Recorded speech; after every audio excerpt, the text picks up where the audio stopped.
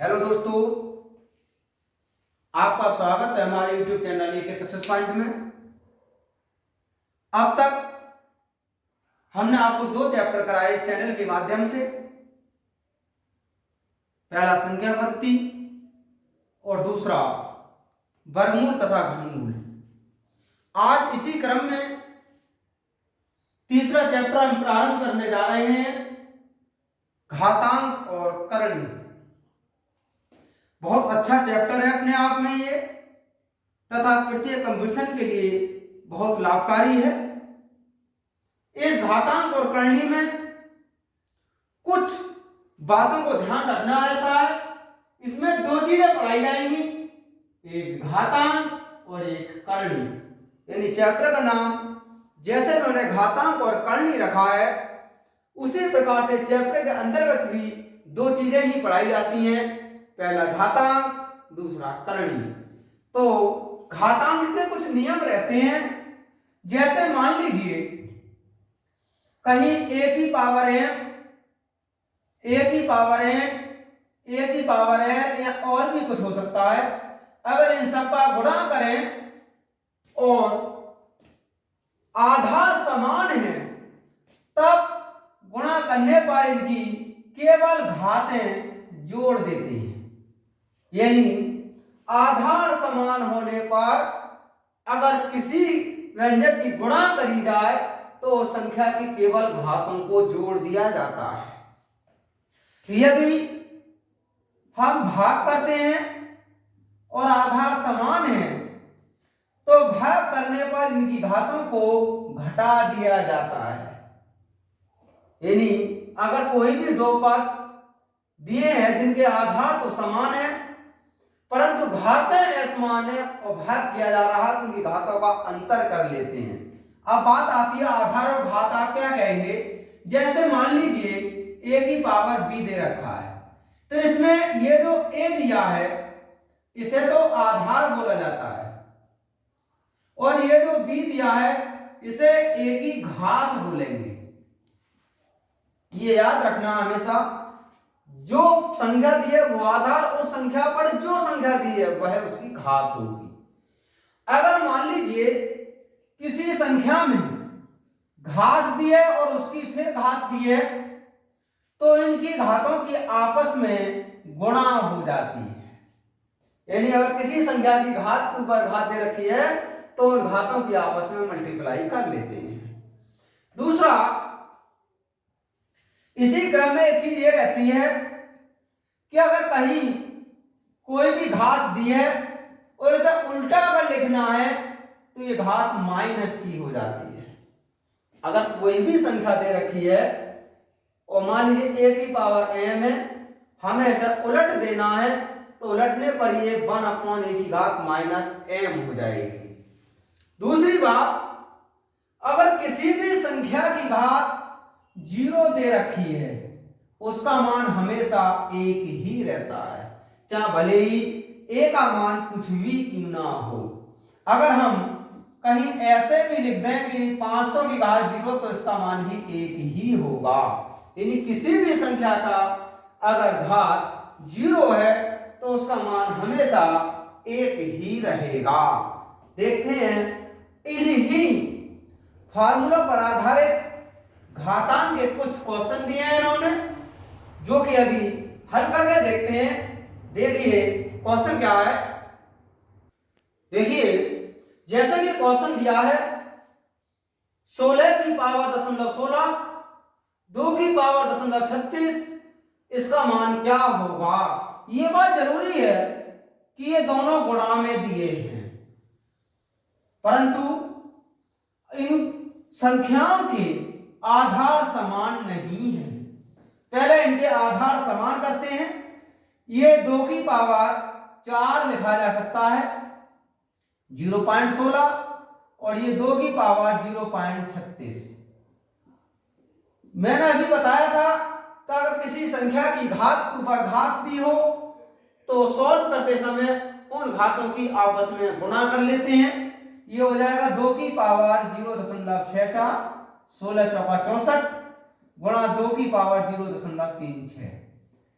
मैंने अभी बताया कि अगर समान आधार होने पर कोई भी संख्या गुणा में दे रखी है, तब उन संख्याओं की गुणा करते समय केवल उनकी घातों को जोड़ दिया जाता है। ये हो जाएगा 2 की घात 2 0.64 प्लस 0.36, ये होगा 2 की घात 1 और इसका मान 2 ही रहेगा।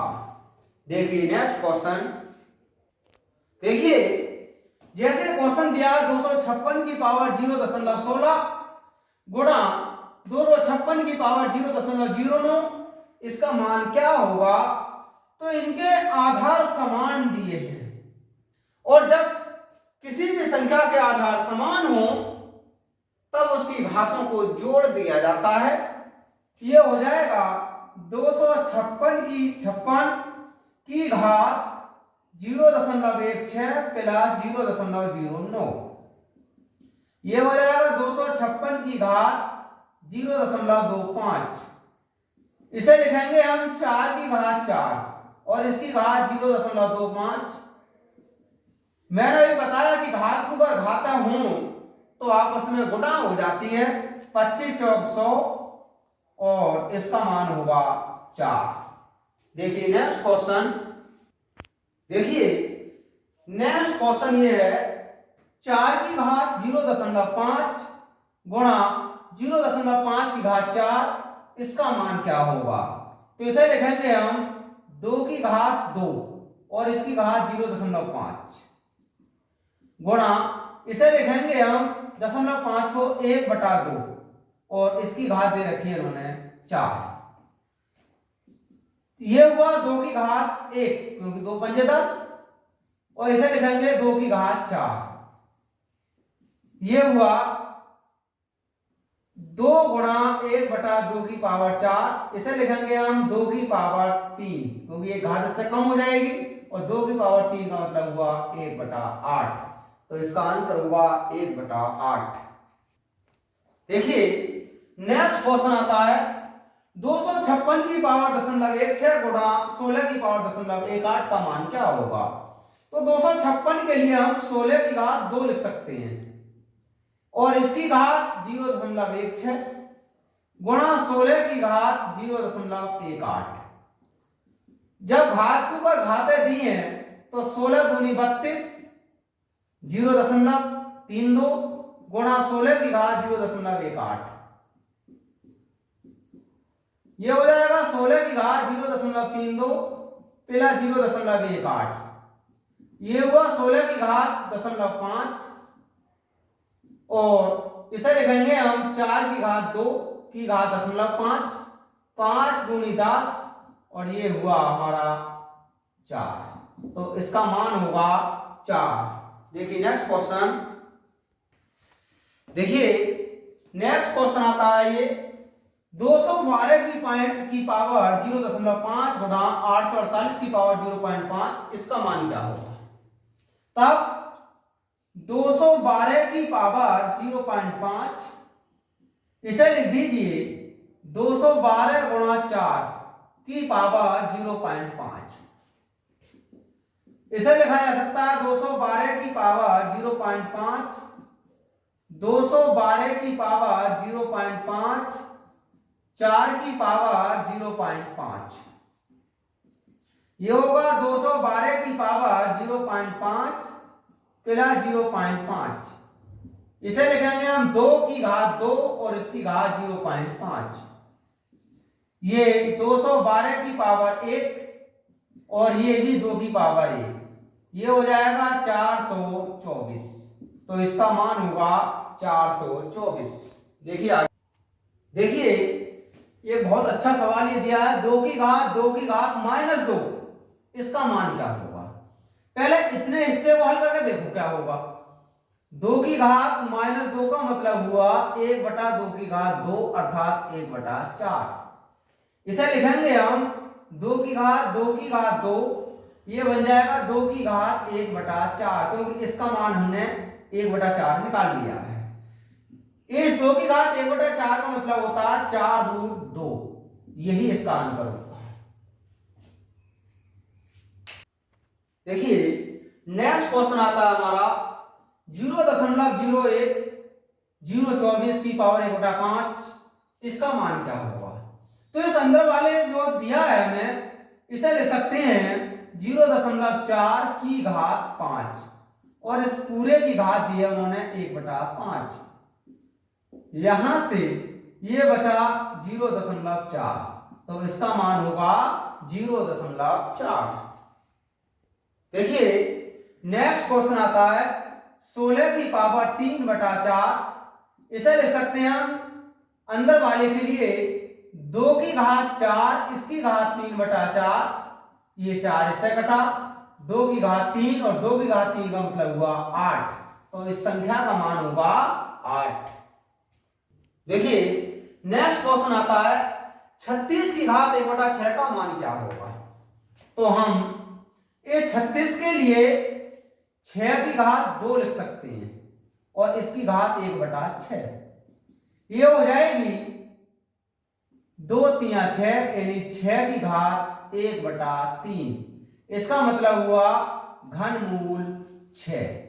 तो इस 36 की पावर 1/6 का मान होगा घनमूल 6। देखिए नेक्स्ट क्वेश्चन आता है हमारा 27 की पावर 2x - 1। तो इसे हम लिख सकते हैं 3 की पावर 3 की पावर 2x - 1। 243 को लिख सकते हैं हम 3 की पावर 5 और इसकी पावर 3। ये हो जाएगा 3 की पावर, घात के ऊपर घातें हो तो उनकी गुणा होती है, पहले बताया ये। तो 3 दूनी 6x और -3, ये हो जाएगा 3 की पावर 5 3 15। अगर आधार समान है तब उनकी घातें बराबर होती हैं। यानी अगर किसी भी संख्या की पावर m दी है और इसकी n दी है तो समझ लीजिएगा कि m बराबर n होगा। यानी अगर किसी संख्या में आधार समान दिए हैं तब उनकी घातें समान होती हैं। तो यहां से हुआ 6x - 3 = 15, 6x = 18, तब x बराबर होगा 3। देखिए नेक्स्ट क्वेश्चन है जैसे 3 की पावर x + 8। इसे लिख सकते हैं 3 की पावर 3 और इसकी पावर 2x + 1। ये है 3 की पावर x + 8, ये हो जाएगा 3 की पावर 6x + 3। अब घातें समान हो, आधार समान होने पर घातें समान होती हैं। x + 8 बराबर हो जाएगा 6x + 3, ये होगा 5x = 5, तो x = 1, यानी इसमें x का मान जो होगा वो होगा 1। देखिए नेक्स्ट क्वेश्चन आता है हमारा, यदि a और b दो धनात्मक पूर्णांक इस प्रकार हैं कि a की पावर b = 125, तो पहले ये ऐसे ही देखते हैं। a की पावर b = 125, a की पावर b, इस 125 के लिए लिख सकते हैं 5 की घात 3। अब ये आधार है, ये भी आधार है, तो इसका मतलब a का मान 5 है और b घात है, इधर घात 3 है, तो b का मान 3 है। उसने कहा तो इसका मान क्या होगा? a - b की पावर a + b - 4। तो a की जगह 5, b की जगह 3 की पावर 5 + 3 - 4। यहां से 2 बचा, 5 और 3 8, यहां से 4 बचा और 2 की पावर 4 का मतलब हुआ 16। तो इस संख्या का मान होगा 16। देखिए आगे, देखिए ये दिया 243 की पावर n/5 × 3 की पावर 2n + 1 अपॉन 9 की पावर n × 3 की पावर n - 1, इसका मान क्या होगा? इस 243 के लिए 3 की घात 5 लिख दो और इसकी घात n/5 दिया है, इंटू 3 की घात 2n + 1। यहां 9 के लिए 3 की घात 2 लिख दो इंटू n और 3 की घात n - 1, यानी सबसे पहला काम हमारा आधार समान करने का है। यहां से हो जाएगा ये 3 की घात n, 3 की घात 2n प्लस 1, नीचे हो जाएगा 3 की घात 2n और 3 की घात n माइनस 1। आपको बताया गुणा में घातें जुड़ती हैं, तो 3 की घात 2n प्लस 1 में n जोड़ेंगे तो ये हो जाएगा 3n प्लस 1 और नीचे हो जाएगा 3n, 3 की घात 3n माइनस 1। अब भाग में घातें घट जाती हैं, तो 3 की घात 3n प्लस 1 ये होगा माइनस 3n माइनस 1, ये होगा 3 की घात 3n plus 1 minus 3n plus 1। यहां से 3 की घात 2 और 3 की घात 2 का मतलब हुआ 9, तो इसका मान होगा 9। देखिए नेक्स्ट क्वेश्चन आता है 100 की पावर 1/2 गुणा 0.001 की पावर 1/3 माइनस 0.0016 की पावर 1/4 गुणा 3 की पावर 0 प्लस 5/4 की पावर माइनस 1। हमें इसको हल करके देना है। तो 100 की पावर 1/2 का मतलब हुआ कि हमें 100 का वर्गमूल निकालना है, तो इसका मान तो 10 हो जाएगा। 0.001, अगर ऐसा ना करें तो ऐसा कर लीजिए 10 की घात 2 की घात 1/2, इसे ले सकते हैं हम 0.1 की घात 3 और इस पूरे की घात 1/3। इसे लिखेंगे 0.2 की घात 4 और पूरे की घात 1/4। अभी बताया किसी की भी घात अगर 0 क्यों ना हो उसका मान हमेशा 1 ही होता है। प्लस ये 5/4 की घात माइनस बन दिया है, अगर इसे हम 4/5 लिख देंगे तो इसकी घात +1 हो जाएगा। यानी अगर कहीं भी a की पावर m दिया है तो इसे हम a की पावर m लिख सकते हैं। आगे ये हुआ यहां से 10, ये यहां से हुआ 0.1, यहां से हुआ ये 0.2, ये तो 1 से गुणा करने 1 हुआ, प्लस ये हुआ 4/5। इसका जब गुणा करेंगे तो 1 हो जाएगा, ये 0.2 हो जाएगा और ये 0.8। 1 में से घटाएंगे तो 0.8 प्लस 0.8 और ये हुआ 1.6, तो इस पूरे का मान होगा 1.6। देखिए इसी प्रकार की और अन्य किसी भी राइटर की बुक्स में आपको कोई भी प्रॉब्लम्स मिले उन्हें हल करें, उनका लगातार अभ्यास करें। आपके लिए इस चैनल के माध्यम से जितना भी गणित का कोर्स होता है पूरा ही कोर्स कराया जाएगा, क्रम वाइज चैप्टर के अनुसार। जिस प्रकार से हम ऑफलाइन कोचिंग में कहीं भी कोर्स कर रहे होते हैं ठीक उसी प्रकार से यहां भी कराया जाएगा। ऑफलाइन या ऑनलाइन के कोर्स में कोई भी डिफरेंस नहीं छोड़ा जाएगा। अब तक करीब मैंने 17 साल से ये मैथ पढ़ाया है, इसलिए मैं आपको एक एक चैप्टर एक एक पॉइंट के अनुसार आराम के साथ कराऊंगा। हमारे चैनल से जुड़े रहें तथा चैनल को सब्सक्राइब कर लें, लाइक करें और अधिक से अधिक दोस्तों में शेयर कर दें, जिससे कि सारे दोस्तों के पास भी नोटिफिकेशन समय से पहुंच सके। जय हिंद, जय भारत।